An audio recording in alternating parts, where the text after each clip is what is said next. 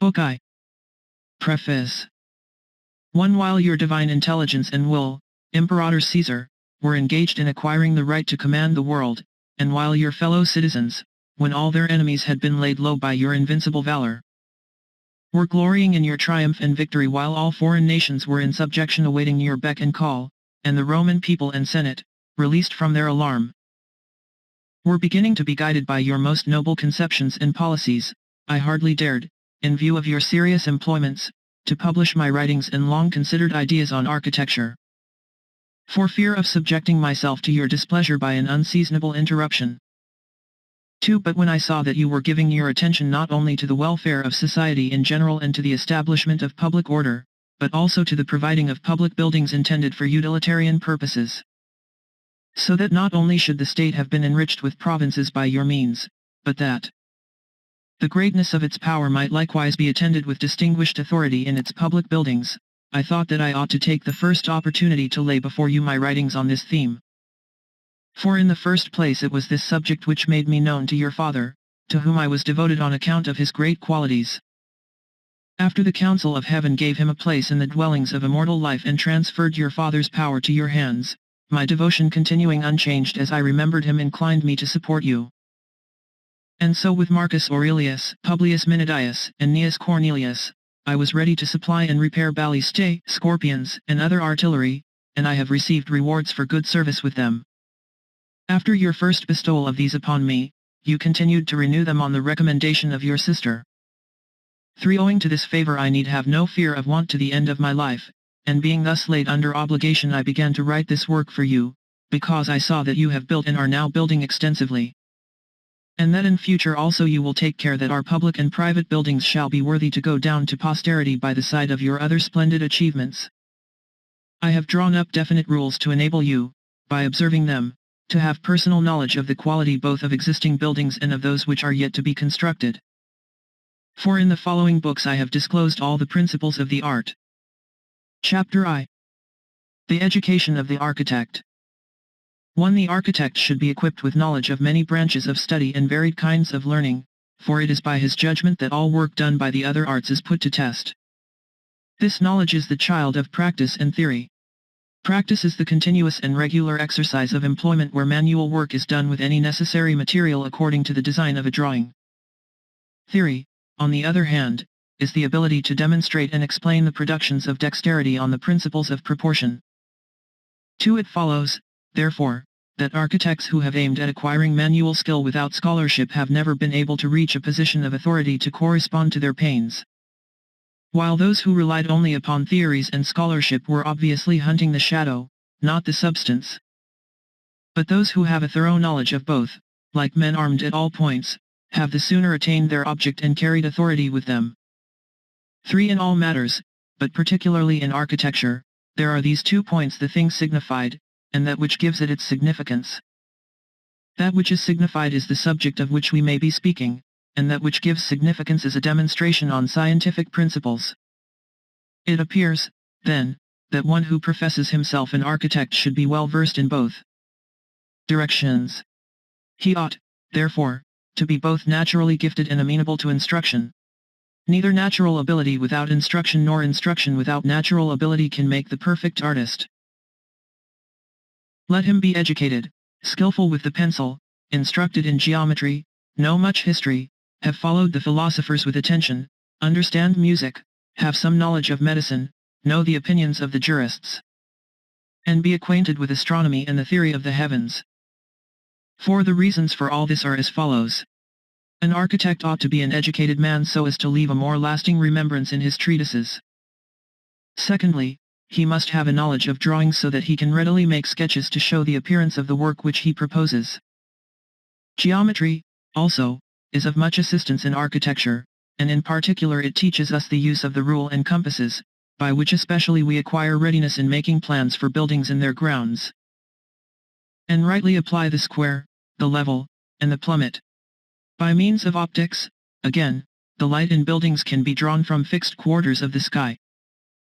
It is true that it is by arithmetic that the total cost of buildings is calculated and measurements are computed, but difficult questions involving symmetry are solved by means of geometrical theories and methods.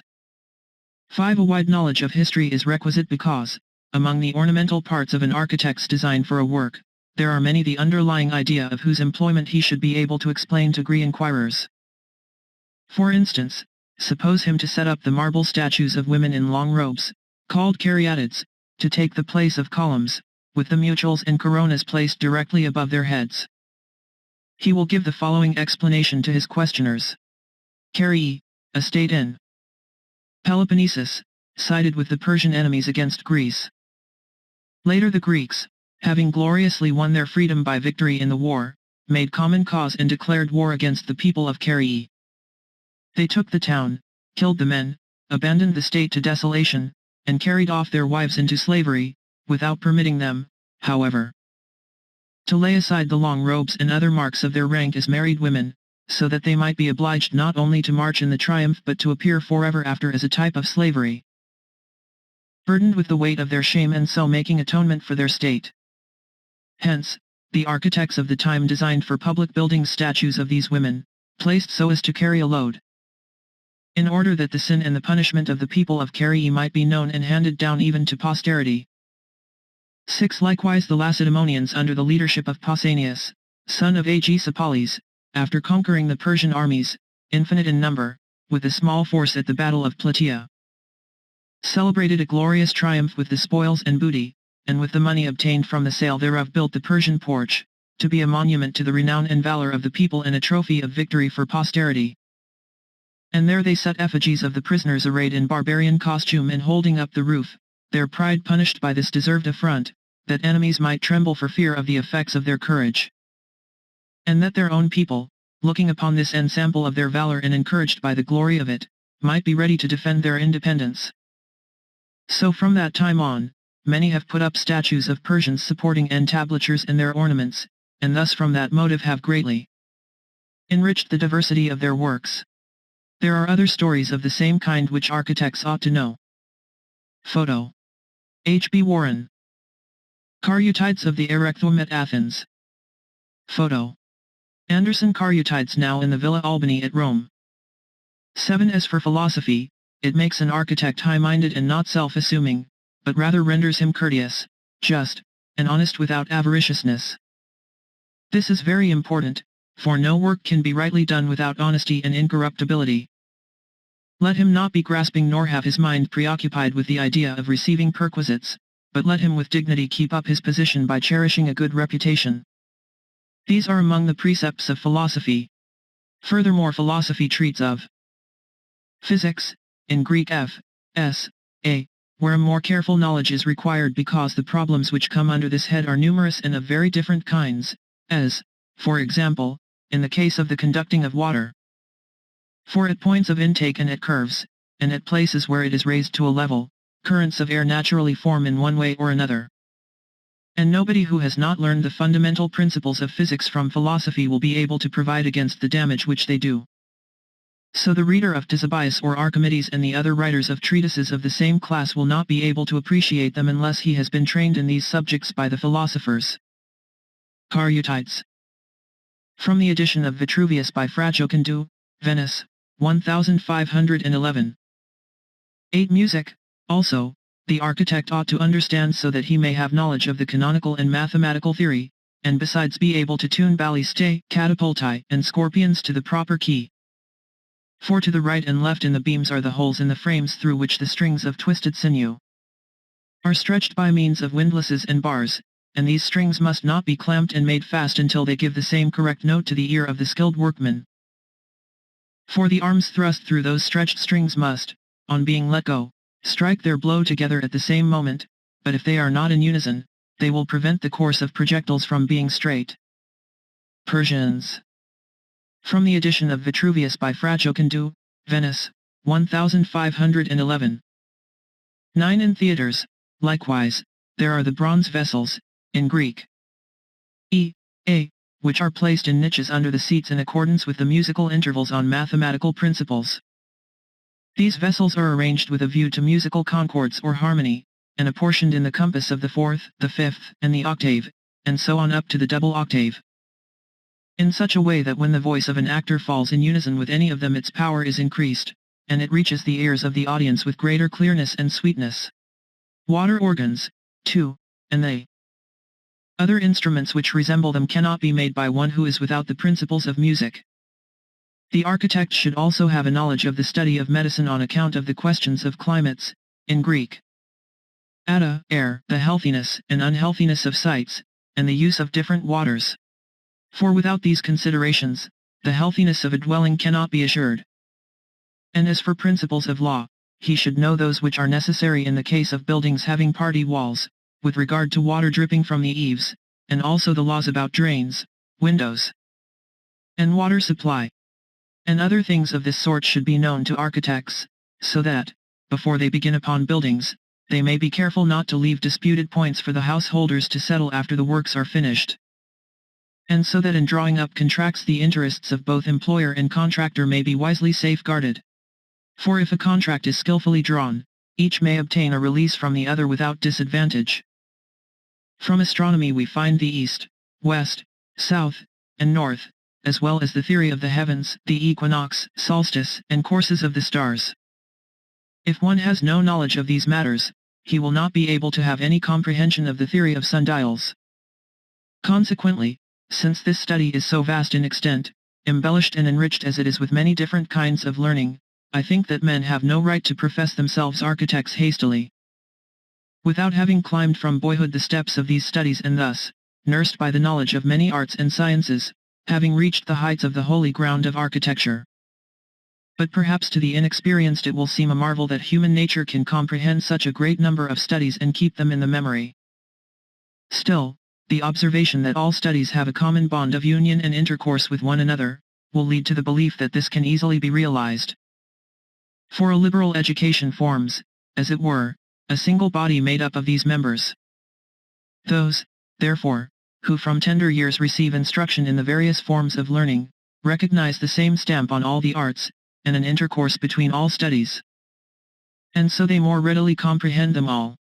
This is what led one of the ancient architects, Pythias, the celebrated builder of the temple of Minerva at Priene, to say in his commentaries that an architect ought to be able to accomplish much more in all the arts and sciences than the men who, by their own particular kinds of work and the practice of it, have brought each a single subject to the highest perfection. But this is in point of fact not realized. For an architect ought not to be and cannot be such a philologian as was Aristarchus, although not illiterate, nor a musician like Aristoxenus, though not absolutely ignorant of music, nor a painter like Apelles, though not unskillful in drawing, nor a sculptor such as was Myron or Polyclitus, though not unacquainted with the plastic art, nor again a physician like Hippocrates, though not ignorant of medicine. Nor in the other sciences need he excel in each, though he should not be unskillful in them. For, in the midst of all this great variety of subjects, an individual cannot attain to perfection in each, because it is scarcely in his power to take in and comprehend the general theories of them. Still, it is not architects alone that cannot in all matters reach perfection, but even men who individually practice specialties in the arts do not all attain to the highest point of merit. Therefore, if among artists working each in a single field not all, but only a few in an entire generation acquire fame, and that with difficulty, how can an architect, who has to be skillful in many arts, accomplish not merely the feat in itself a great marvel of being deficient in none of them, but also that of surpassing all those artists who have devoted themselves with unremitting industry to single fields? It appears, then, that Pythias made a mistake by not observing that the arts are each composed of two things, the actual work and the theory of it. One of these, the doing of the work, is proper to men trained in the individual subject, while the other, the theory, is common to all scholars, for example, to physicians and musicians the rhythmical beat of the pulse and its metrical movement. But if there is a wound to be healed or a sick man to be saved from danger, the musician will not call, for the business will be appropriate to the physician. So in the case of a musical instrument, not the physician but the musician will be the man to tune it so that the ears may find their due pleasure in its strains. Astronomers likewise have a common ground for discussion with musicians in the harmony of the stars and musical concords in tetrads and triads of the fourth and the fifth, and with geometric eons in the subject of vision, in Greek, pt, and in all other sciences many points, perhaps all, are common so far as the discussion of them is concerned. But the actual undertaking of works which are brought to perfection by the hand and its manipulation is the function of those who have been specially trained to deal with a single art. It appears, therefore, that he has done enough and to spare who in each subject possesses a fairly good knowledge of those parts, with their principles, which are indispensable for architecture. So that if he is required to pass judgment and to express approval in the case of those things or arts, he may not be found wanting. As for men upon whom nature has bestowed so much ingenuity, acuteness, and memory that they are able to have a thorough knowledge of geometry, astronomy, music, and the other arts, they go beyond the functions of architects and become pure mathematicians. Hence they can readily take up positions against those arts because many are the artistic weapons with which they are armed. Such men, however, are rarely found, but there have been such at times, for example, Aristarchus of Samos, Philolaus and Archytas of Tarentum, Apollonius of Perga, Eratosthenes of Cyrene. And among Syracusans Archimedes and Scopinas, who through mathematics and natural philosophy discovered, expounded, and left to posterity many things in connection with mechanics and with sundials.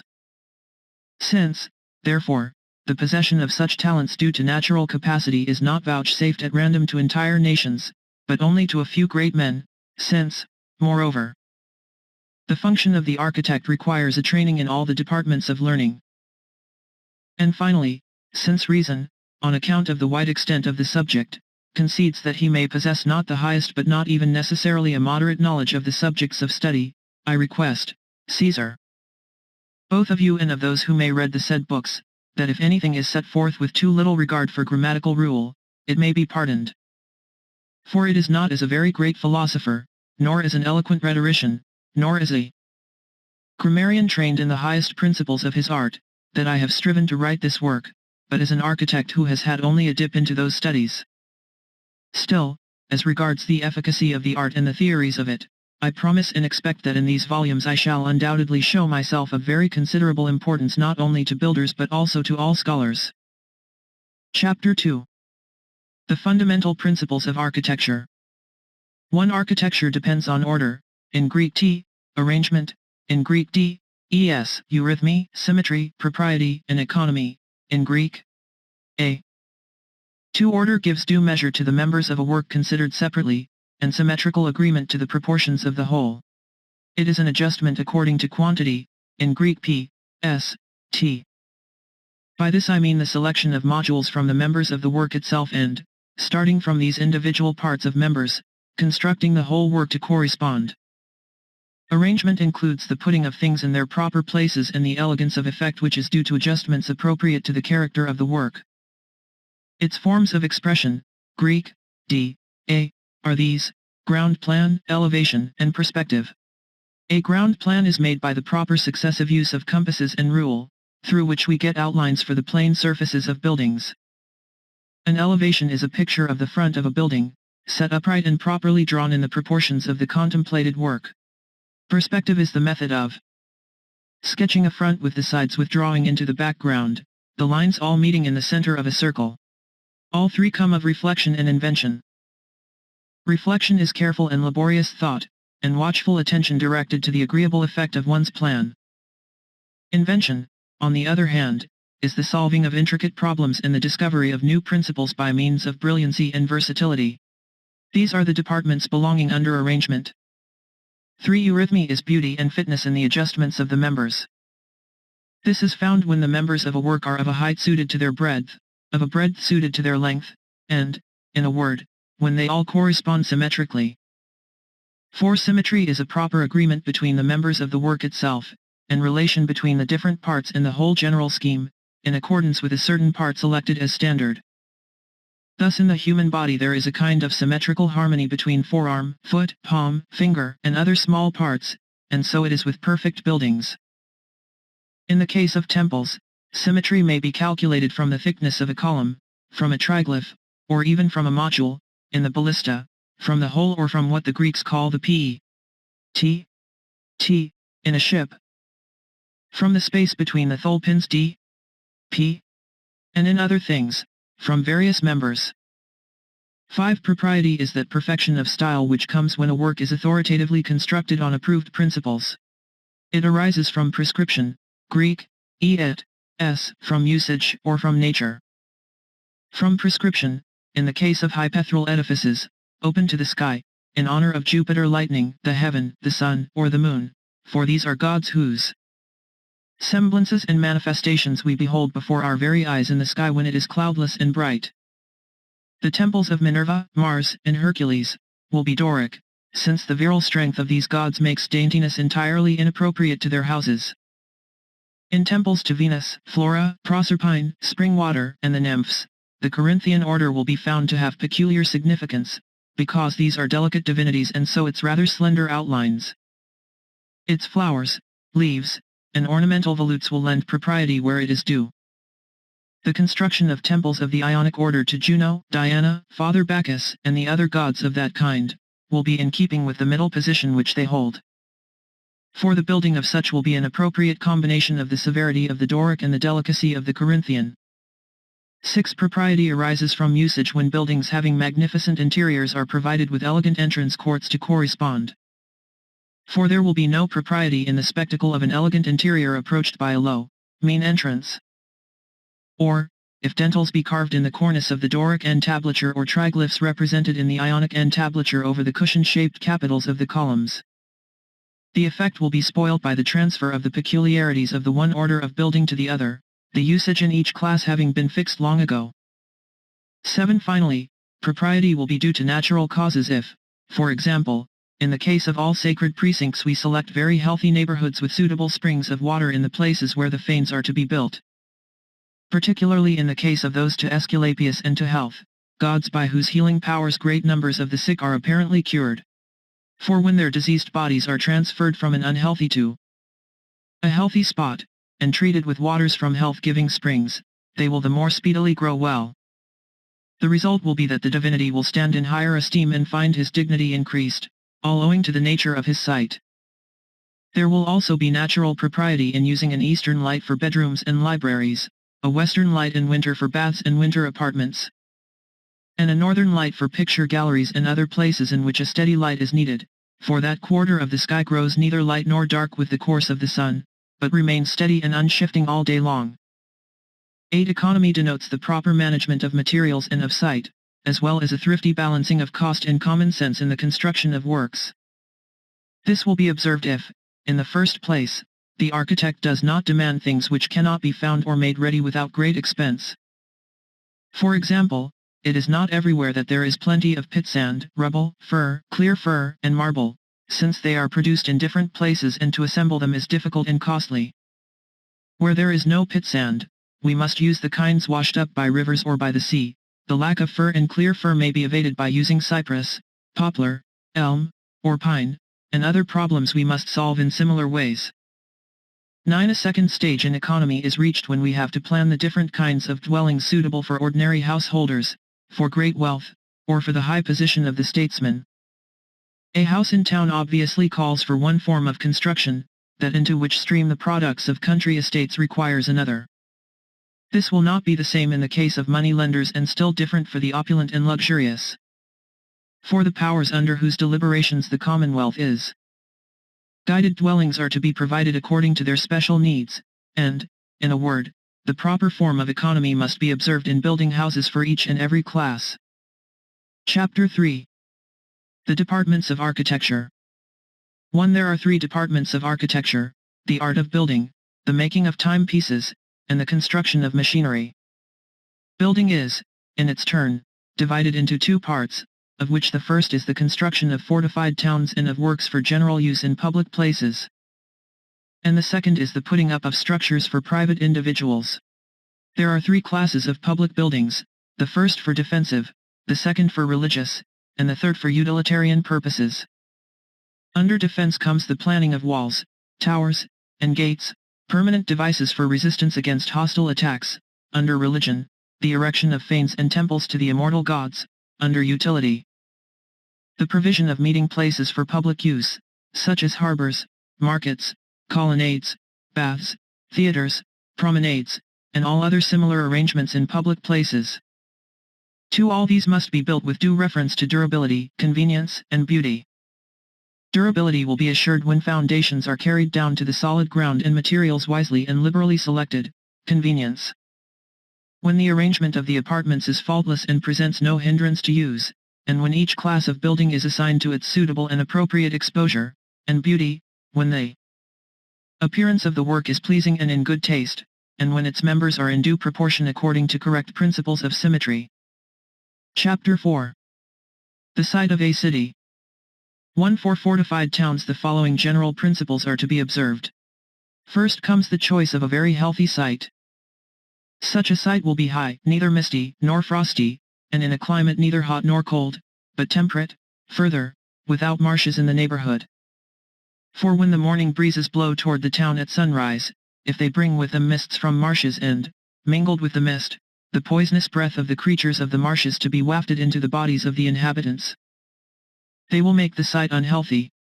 Again, if the town is on the coast with a southern or western exposure, it will not be healthy, because in summer the southern sky grows hot at sunrise and is fiery at noon, while a western exposure grows warm after sunrise, is hot at noon, and at evening all aglow.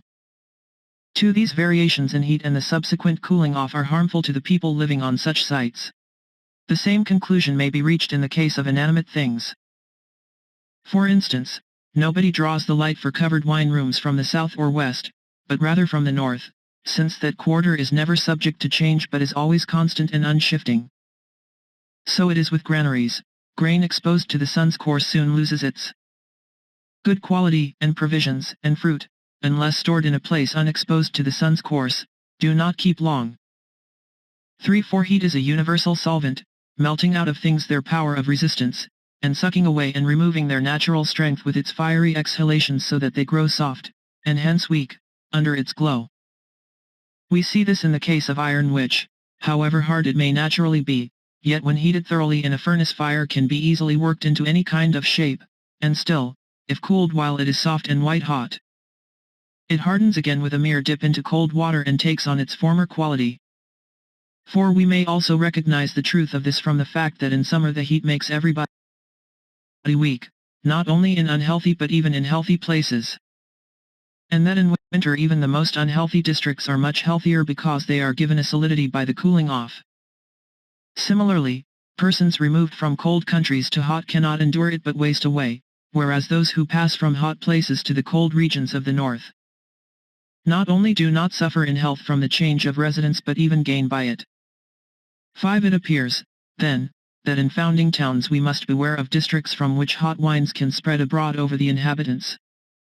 For while all bodies are composed of the 4 elements, in Greek st, e, a, that is, of heat, moisture, the earthy, and air, yet there are mixtures according to natural temperament which make up the natures of all the different animals of the world, each after its kind. 6. Therefore, if one of these elements, heat, becomes predominant in any body whatsoever, it destroys and dissolves all the others with its violence. This defect may be due to violent heat from certain quarters of the sky, pouring into the open pores in too great proportion to admit of a mixture suited to the natural temperament of the body in question. Again, if too much moisture enters the channels of a body, and thus introduces disproportion, the other elements, adulterated by the liquid, are impaired, and the virtues of the mixture dissolved. This defect, in turn, may arise from the cooling properties of moist winds and breezes blowing upon the body. In the same way, increase or diminution of the proportion of air or of the earthy which is natural to the body may enfeeble the other elements, the predominance of the earthy being due to overmuch food, that of air to a heavy atmosphere. 7. If one wishes a more accurate understanding of all this, he need only consider and observe the natures of birds, fishes, and land animals, and he will thus come to reflect upon distinctions of temperament. One form of mixture is proper to birds, another to fishes, and a far different form to land animals. Winged creatures have less of the earthy, less moisture, heat in moderation, air in large amount. Being made up, therefore, of the lighter elements, they can more readily soar away into the air. Fish, with their aquatic nature, being moderately supplied with heat and made up in great part of air and the earthy, with as little of moisture as possible, can more easily exist in moisture for the very reason that they have less of it than of the other elements in their bodies, and so, when they are drawn to land, they leave life and water at the same moment.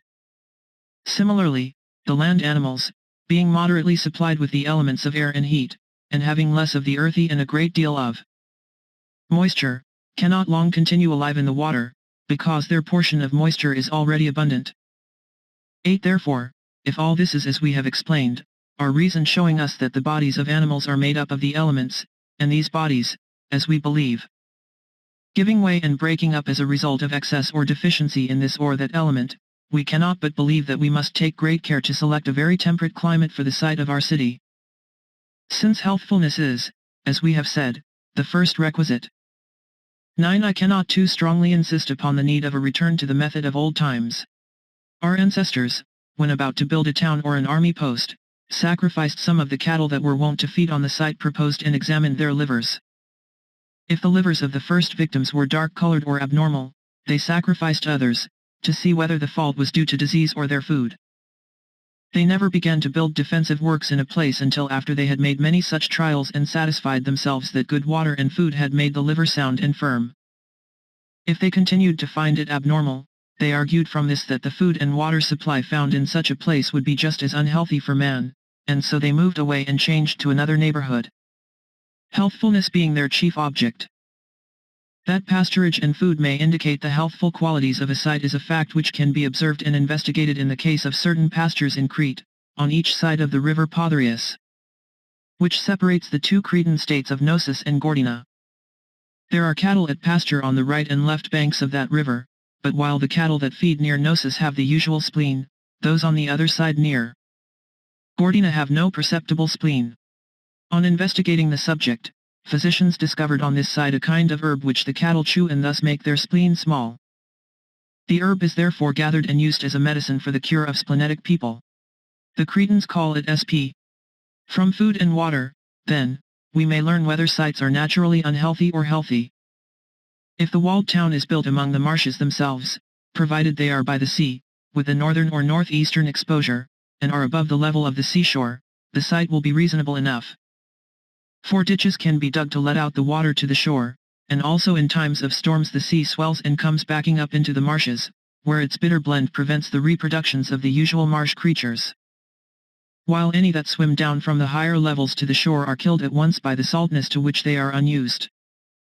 An instance of this may be found in the Gallic marshes surrounding Altino, Ravenna, Aquileia, and other towns and places of the kind, close by marshes. They are marvelously healthy, for the reasons which I have given. But marshes that are stagnant and have no outlets either by rivers or ditches, like the Pomptine marshes, merely putrefy as they stand, emitting heavy, unhealthy vapors. A case of a town built in such a spot was old Salpia in Apulia, founded by Diomed on his way back from Troy, or, according to some writers, by Elpias of Rhodes. Year after year there was sickness, until finally the suffering inhabitants came with a public petition to Marcus Hostilius and got him to agree to seek and find them a proper place to which to remove their city. Without delay he made the most skillful investigations, and at once purchased an estate near the sea in a healthy place, and asked the Senate and Roman people for permission to remove the town. He constructed the walls and laid out the house lots, granting one to each citizen for a mere trifle. This done, he cut an opening from a lake into the sea, and thus made of the lake a harbor for the town. The result is that now the people of Salpi live on a healthy site and at a distance of only 4 miles from the old town. Chapter V. The City Walls. 1. After ensuring on these principles the healthfulness of the future city, and selecting a neighborhood that can supply plenty of foodstuffs to maintain the community, with good roads or else convenient rivers or seaports affording easy means of transport to the city, the next thing to do is to lay the foundations for the towers and walls. Dig down to solid bottom, if it can be found, and lay them therein, going as deep as the magnitude of the proposed work seems to require. They should be much thicker than the part of the walls that will appear above ground, and their structure should be as solid as it can possibly be laid.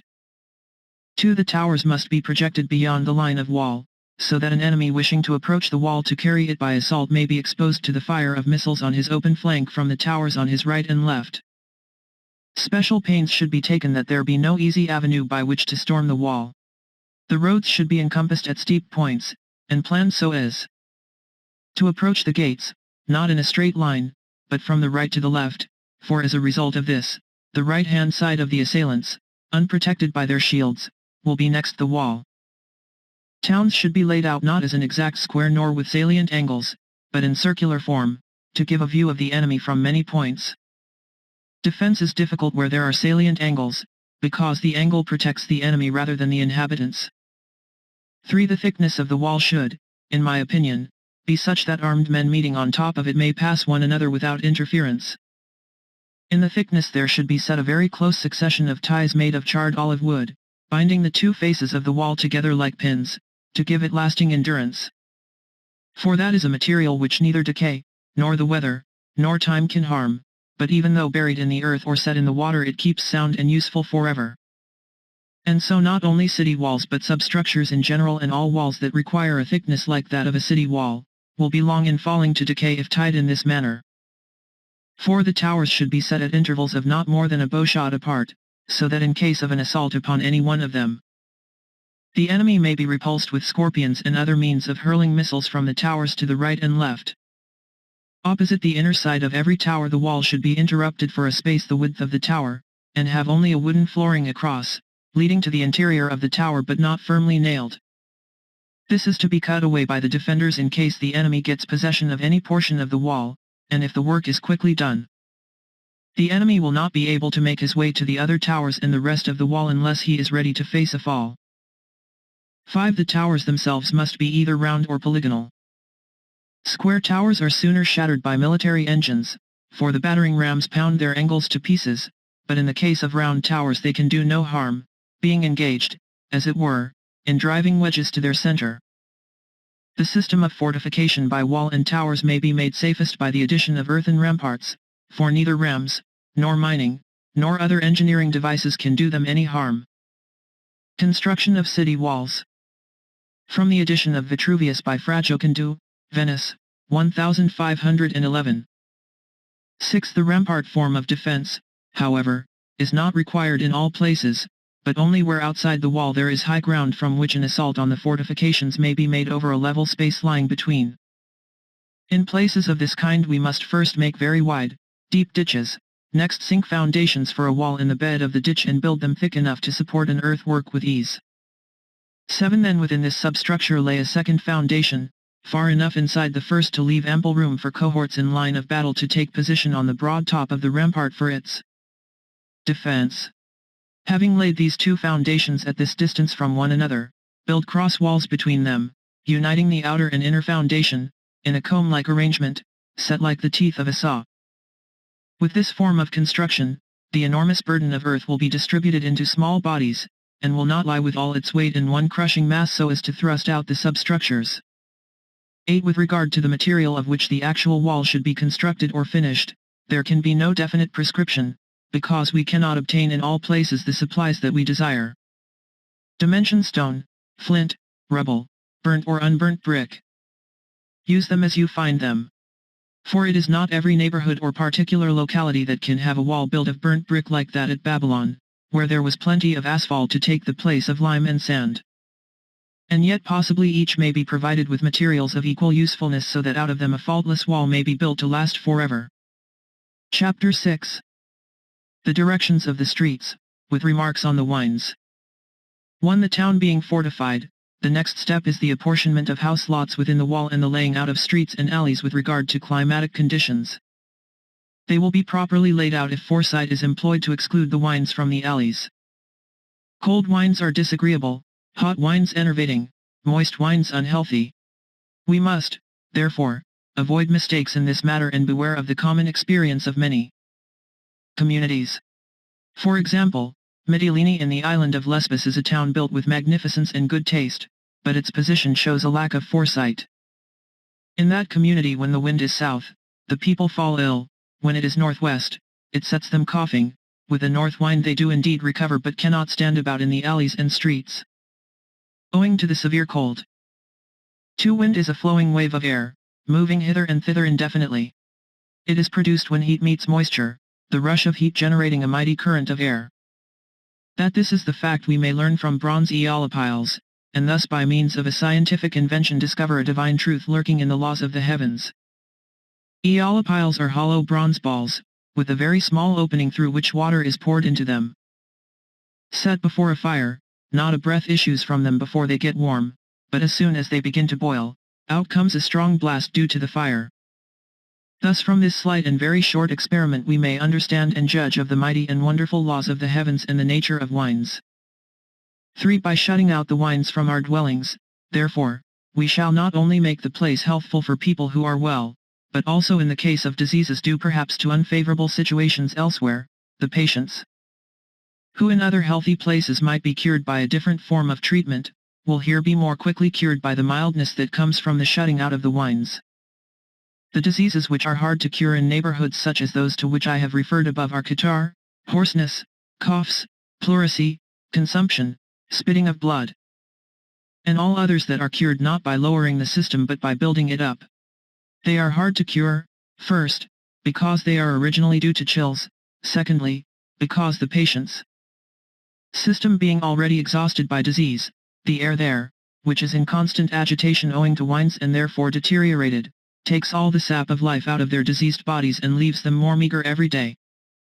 On the other hand, a mild, thick air, without draughts and not constantly blowing back and forth, builds up their frames by its unwavering steadiness, and so strengthens and restores people who are afflicted with these diseases. For some have held that there are only 4 wines, Solanus from due east, Auster from the south, Favonius from due west, Septentrio from the north. But more careful investigators tell us that there are 8. Chief among such was Andronicus of Cyrrhus, who in proof built the marble octagonal tower in Athens. On the several sides of the octagon he executed reliefs representing the several wines, each facing the point from which it blows. And on top of the tower he set a conical-shaped piece of marble, and on this a bronze trident with a rod outstretched in its right hand. It was so contrived as to go round with the wind, always stopping to face the breeze and holding its rod as a pointer directly over the representation of the wind that was blowing. 5. Thus Eurus is placed to the southeast between Solanus and Auster, Africus to the southwest between Auster and Favonius. Chorus, or, as many call it, Chorus, between Favonius and Septentrio, and Aquilo between Septentrio and Solanus. Such, then, appears to have been his device, including the numbers and names of the wind and indicating the directions from which particular winds blow. These facts being thus determined, to find the directions and quarters of the winds your method of procedure should be as follows. 6. In the middle of the city place a marble amusium, laying it true by the level, or else let the spot be made so true by means of rule and level that no amusium is necessary. In the very center of that spot set up a bronze gnomon or shadow tracker, in Greek S.A. At about the 5th hour in the morning, take the end of the shadow cast by this gnomon, and mark it with a point. Then, opening your compasses to this point which marks the length of the gnomon's shadow, describe a circle from the center. In the afternoon watch the shadow of your gnomon as it lengthens, and when it once more touches the circumference of this circle and the shadow in the afternoon is equal in length to that of the morning, mark it with a point. 7. From these 2 points describe with your compasses intersecting arcs, and through their intersection and the center let a line be drawn to the circumference of the circle to give us the quarters of south and north. Then, using a 16th part of the entire circumference of the circle as a diameter, describe a circle with its center on the line to the south, at the point where it crosses the circumference. And put points to the right and left on the circumference on the south side, repeating the process on the north side. From the 4 points thus obtained draw lines intersecting the center from one side of the circumference to the other. Thus we shall have an 8th part of the circumference set out for Auster and another for Septentrio. The rest of the entire circumference is then to be divided into 3 equal parts on each side, and thus we have designed a figure equally apportioned among the 8 wines.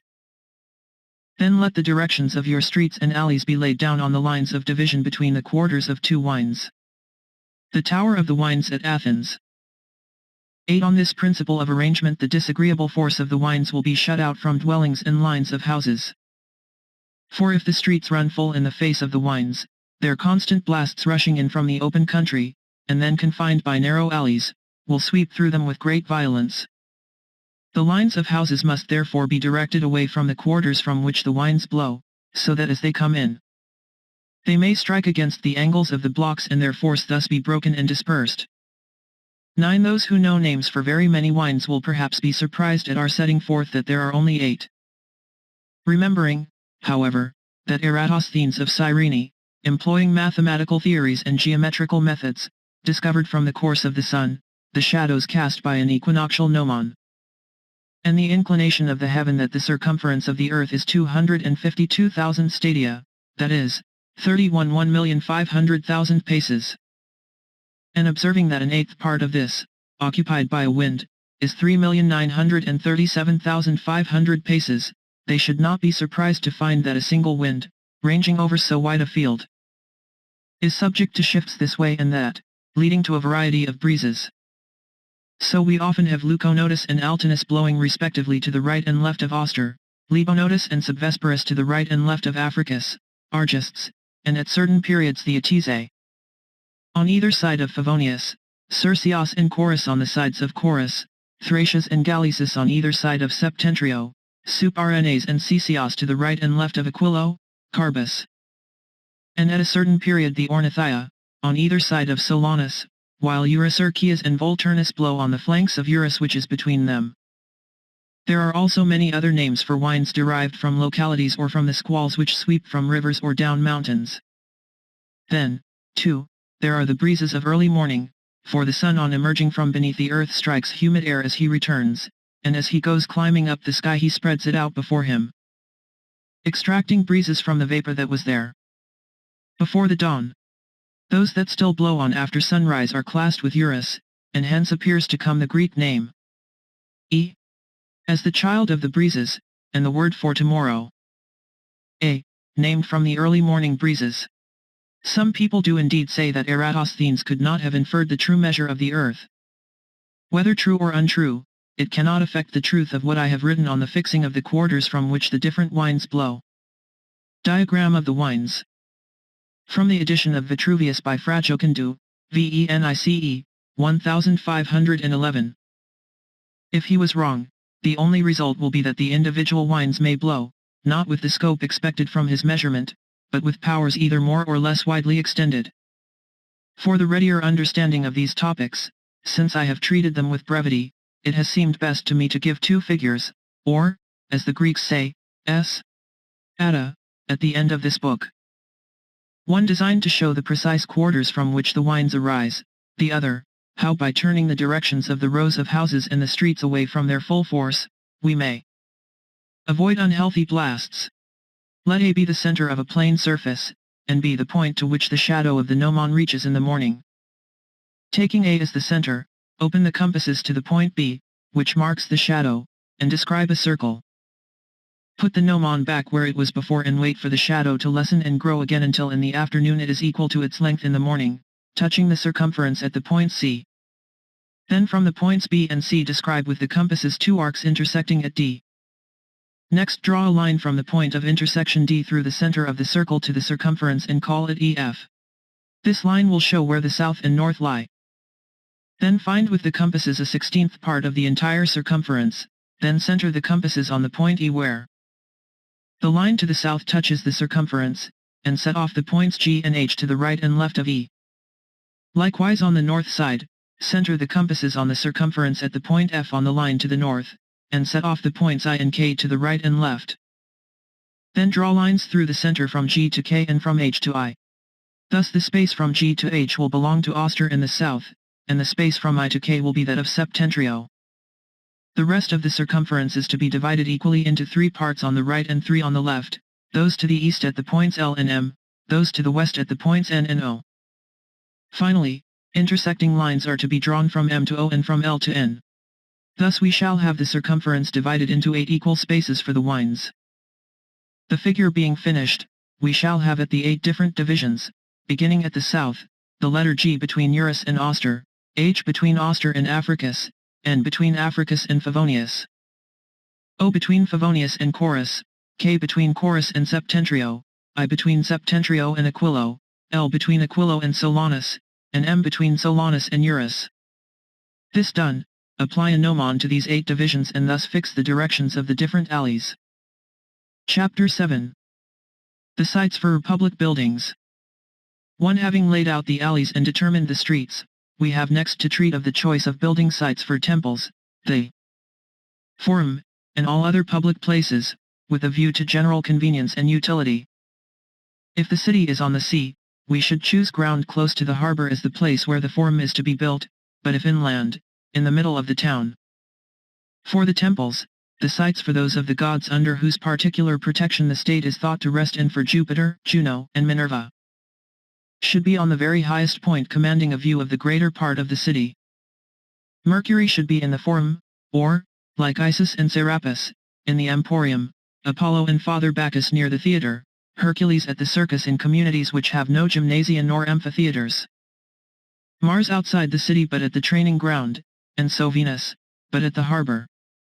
It is moreover shown by the Etruscan diviners in treatises on their science that the fanes of Venus, Vulcan, and Mars should be situated outside the walls, in order that the young men and married women may not become habituated in the city to the temptations incident to the worship of Venus, and that buildings may be free from the terror of fires through the religious rites and sacrifices which call the power of Vulcan beyond the walls. As for Mars, when that divinity is enshrined outside the walls, the citizens will never take up arms against each other, and he will defend the city from its enemies and save it from danger in war. 2 Ceres also should be outside the city in a place to which people need never go except for the purpose of sacrifice. That place should be under the protection of religion, purity, and good morals. Proper sites should be set apart for the precincts of the other gods according to the nature of the sacrifices offered to them. The principle governing the actual construction of temples and their symmetry I shall explain in my 3rd and 4th books. In the 2nd I have thought it best to give an account of the materials used in buildings with their good qualities and advantages, and then in the succeeding books to describe and explain the proportions of buildings, their arrangements, and the different forms of symmetry.